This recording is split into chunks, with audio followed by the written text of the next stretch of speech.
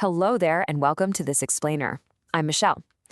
Today we're going to dive into a topic that touches so many of us as we enter a new, exciting chapter of our lives, and that's right-sizing your home right here in Chicagoland. I want to say right up front, there is absolutely zero pressure today. We're simply going to gently explore what your future housing journey could look like, and really, how you can find a deep sense of ease in your very next step. Let me ask you something as we get started. Is your home feeling just a little different lately? For most of us, that realization that it might be time for a change, well, it rarely arrives like a lightning bolt. Instead, it builds slowly. It's this subtle, kind of gradual feeling that the living space you've loved and cared for over the years might not fit you the exact same way it used to. I mean, you might look around and realize you're paying to heat 3,000 square feet, but you're really only using about 800 of them on a daily basis.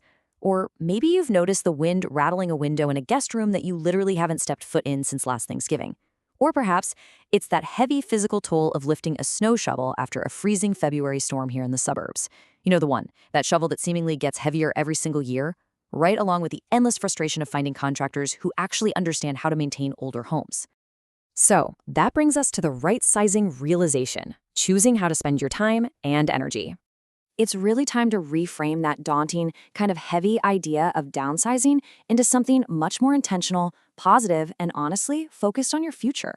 Right-sizing is simply about shrinking your physical footprint to expand your world and find a sense of ease.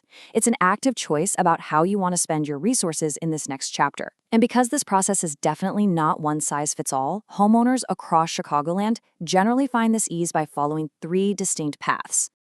Let's dive right into Path 1, the urban adventurer, trading the lawnmower for a theater subscription. So some of you have spent 30 years maintaining a sprawling yard and dealing with a long commute in a quiet, leafy suburb like Glenwood. And now, you're ready for a completely different rhythm. You're looking to move straight into the vibrant energy of a neighborhood like the South Loop or Lincoln Park. This is that major shift from a high-maintenance suburb, think early morning leaf blowers, weekend yard work, and 40-minute drives just to see your family or catch a show, to a lock-and-go city lifestyle.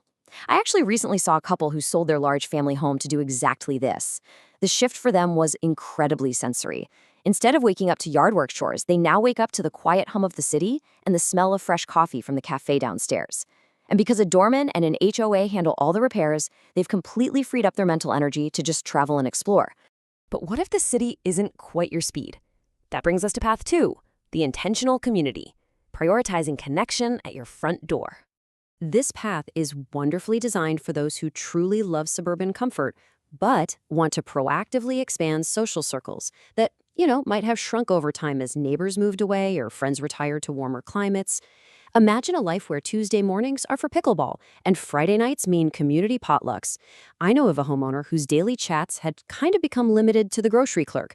Well, she moved to a vibrant 55-plus active adult community with a central clubhouse. And I'm telling you, everything changed.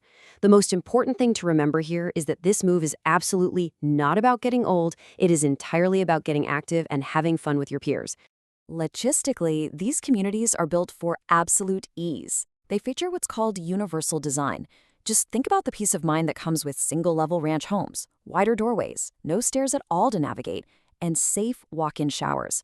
These practical elements give residents a home that truly works for them, surrounded by friends who are navigating the exact same exciting stage of life. But what if your heart tells you not to leave at all? Well, that brings us to Path 3, the legacy stair, right-sizing in place without leaving your roots. For some folks, the connection to their neighborhood, their familiar street, and all those beautiful memories is simply too profound to walk away from. But choosing to stay requires a very practical, very honest assessment. You kind of have to look around your home and ask yourself, if I want to be here for the next 20 years, what needs to change today? It's about framing modifications not as a burden, but as a deeply worthwhile investment in your long-term sanctuary. So here is what that looks like in practice. Step 1. You might move the laundry room from the basement all the way up to the main floor. Step 2, finally convert that unused dining room into a gorgeous primary suite with a safe, curbless shower. Step 3, install chairlifts and brighter, much more consistent lighting throughout the house. I remember a gentleman who absolutely refused to leave his historic home. By sitting down together, looking at his daily routine, and making these specific updates, we completely removed those physical barriers. He was able to safely and comfortably age in place, transforming his home right back into a sanctuary. Now, as we look at these 3 distinct paths, I want to emphasize a key concept. Time is your resource. A low-pressure approach to your next chapter. Please remember, you have the gift of time. There is absolutely no rush to make a decision today, tomorrow, or even this year. Be patient with yourself, because at the end of the day, your home should be a foundation for joy, not a source of stress. You have spent years, decades even, building a beautiful life and a legacy. The right choice, whether that's a bustling city condo, a welcoming suburban community, or the familiar 4 walls of your current home, is simply the one that makes you feel lighter.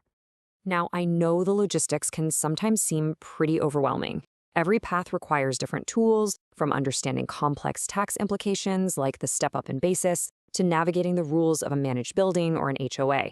But please remember, you do not have to figure all of these details out on your own.